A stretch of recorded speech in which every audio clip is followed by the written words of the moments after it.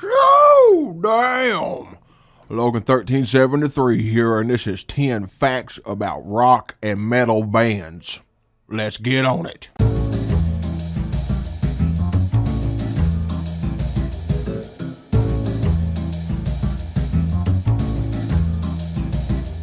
Number 1. How many of you know Bubbles from the Trailer Park Boys? Well, did you know that Bubbles from the Trailer Park Boys is actually a gifted guitarist and is somewhat of a prodigy, considering he learned to master guitar at the age of 7 years old? And did you know that he is in a band with Alex Lifeson, founding guitarist of Rush, and they are called Bubbles and the Shit Rockers? I thought that was fucking awesome. Number 2. Did you know there is a Swedish speed metal band named Sabaton that teaches history through its music, including an album devoted to teaching about World War II? Number 3. Now it's time to talk about Pink Floyd. Did you know that Pink Floyd's Dark Side of the Moon earnings were invested in a floating restaurant, a fudge-making hotel, a computer game, a film nobody ever saw, a skateboard company, a car hire business, and a children's shoe factory? All complete failures. They fled to France as tax exiles and recorded The Wall. That is borderline mentally retarded behavior. Kudos to you, Pink Floyd.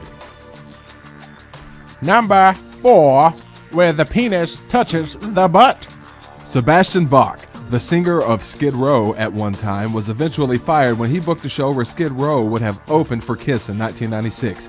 Other band members told Bach that Skid Row was too big to be an opening act and that they were not doing the show.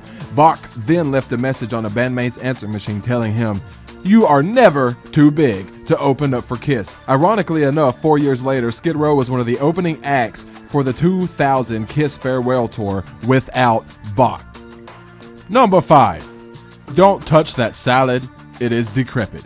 Metallica's Cliff Burton and Kirk Hammett drew cards to decide who would get to choose a bunk on their tour bus in 1986. Burton drew the ace of spades, chose the bunk Hammett had been occupying, and was thrown out the window when the bus crashed. He died at the scene. Number 6, where we have chicks with dicks. Somebody just shoot me now or cut my pecker off and shove it into my rectum. It is time to talk about NICKELBACK. Wah, wah, wah. Anyway, a blog post on a small Michigan brewer's website about a Knicks endorsement deal seems to have escaped serious notice until now. Reddit user Tal Postal recently posted a March 2010 entry from Dark Horse Brewery's website, which revealed the operation's opportunity to have its beer featured in a NICKELBACK music video. Head brewer Aaron Morris was less than enthusiastic about the prospect. He said at the time, and I quote, "It's obvious that this would be a great opportunity for us and maybe get some mainstream youth into craft beer rather than the swill. However, none of us at the brewery really cared for the band or frat party, so our knee-jerk reaction was no thanks. But how cool would it be to see our beer in a video," Aaron says. "Why can't it be a cool band like Slayer?" Hell yes, I agree. Moving on with his statement, the guy that called said the lead singer is familiar with our brand. What does that mean? Does the lead singer of NICKELBACK drink craft beer? End quote. The post reveals that the brewery had until the following Monday to give the band an answer, and it asked customers and fans for guidance. Dark Horse ultimately declined the offer. When the story started picking up steam 2 years after the fact, MLive contacted Morse for his thoughts now on the matter. And he said, and I quote once again, "I absolutely hate that band. It's shit rock and roll that doesn't deserve to be on the radio." Boom! Punch in the face to NICKELBACK, bitch! Number 7, where your balls die and go to heaven. Let's talk about Black Sabbath. Did you know the song Paranoid was ranked number 34 on VH1's 40 Greatest Metal Songs in March 2005? Q Magazine placed it at number 11 in its list of the 100 greatest guitar tracks of all time. Rolling Stones ranked it number 250 on their list of the 500 greatest songs of all time and called the song a 2-minute blast of proto-punk. Johnny Rotten, ex-frontman of the Sex Pistols, described the song as one of the world's greatest ever singles. But did you know Paranoid was the first Black Sabbath single release, coming 6 months after their debut album, Black Sabbath? Geezer Butler says, A lot of the Paranoid album was written around the time of our first album, Black Sabbath. We recorded the whole thing in about 2 or 3 days live in the studio.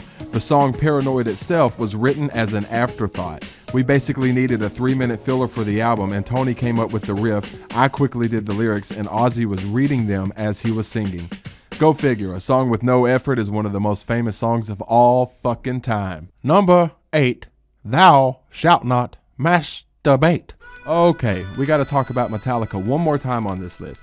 Apparently, Metallica's Enter Sandman has been played at cacophonous levels for hours on end in Guantanamo Bay and at a detention center on the Iraq-Syrian border. One Iraqi prisoner said it was done at an unidentified location called The Disco as well. Unfortunately, some artists are not offended by their work being used as torture. If the Iraqis aren't used to freedom, then I'm glad to be part of their exposure, James Hetfield, co-founder of Metallica, has said. As for his music being torture, he laughed, "We've been punishing our parents, our wives, our loved ones with this music forever. Why should the Iraqis be any different?" Yeah! Ooh. Number 9, These Boys Do Not Drink Fine Wine. Free bird! Get her, baby! Oh! Yeah, that's right. We're gonna talk about Lynyrd Skynyrd.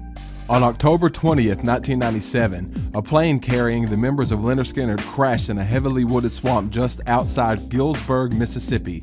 6 of the 26 people on the plane were killed instantly, including band members Ronnie Van Zant, Casey Gaines, and Steve Gaines. Artemis Powell, the drummer, survived.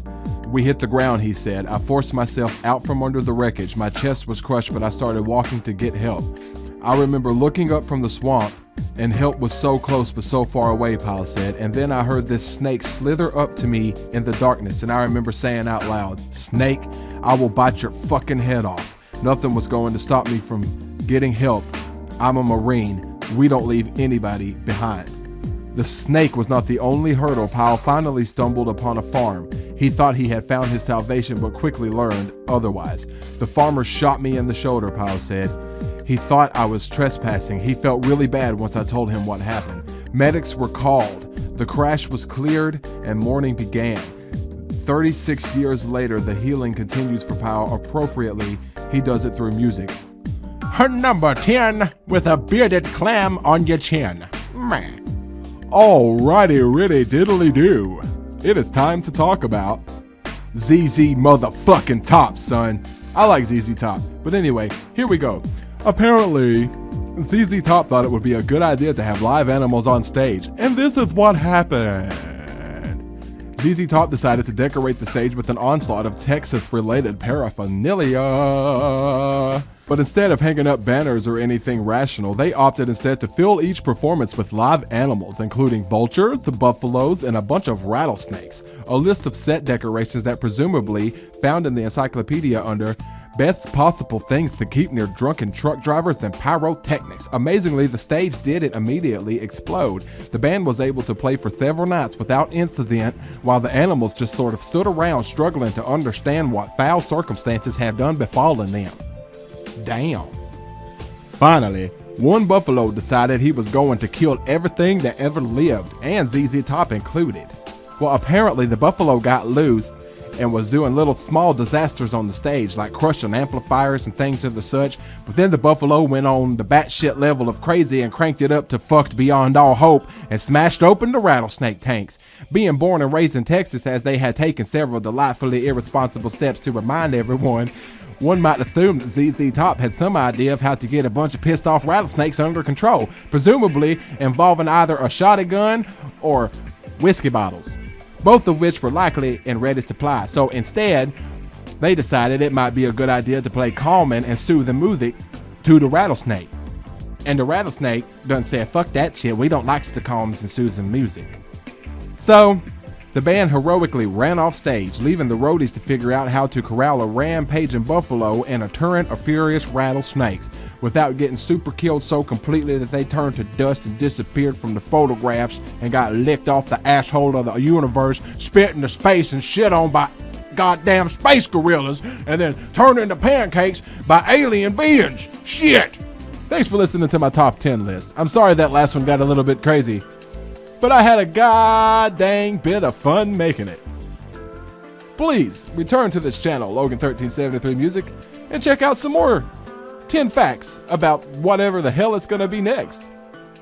ZZ Top is the shit, by the way. Thank you.